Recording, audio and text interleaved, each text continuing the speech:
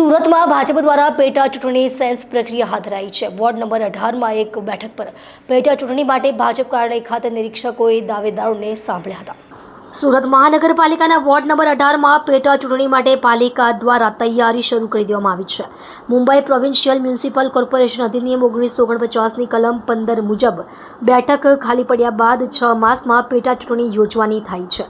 ત્યારે સુરતના ward number 18માં corporator Gemarbhai દેસાઈના નિધન બાદ બેઠક ખાલી પડેલી માટે આજે પેટા ચૂંટણીને લઈને દાવેદારોને સાંભળવામાં આવ્યા છે। આ અંગે સુરત શહેર ભાજપ પ્રમુખ નિરંજન જાંજમેરાએ નિવેદન આપતા જણાવ્યું હતું કે ભાજપ હંમેશા ચૂંટણી માટે તૈયાર હોય છે।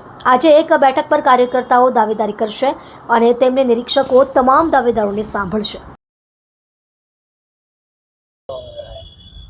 प्रदेश भारतीय जनता पार्टी द्वारा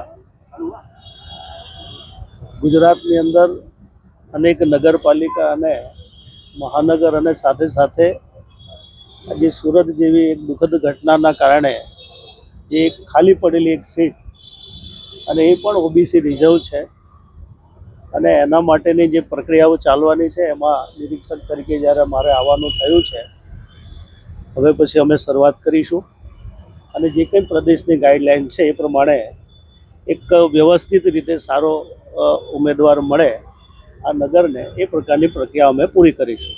કયા મુદ્દાઓને ધ્યાને રાખવામાં આવશે? આમાં ખાસ કરીને કોઈ એવો મુદ્દા નથી। આ તો એક દુઃખદ ઘટનાના કારણે એક જગ્યા ખાલી પડી છે અને કોઈક સારો કાર્યકર્તા સારી રીતે જીતી શકે અને ભવિષ્યમાં આ નગરનો ઉપયોગી બની શકે એ પ્રકારની પ્રક્રિયા પૂરી કરીશું।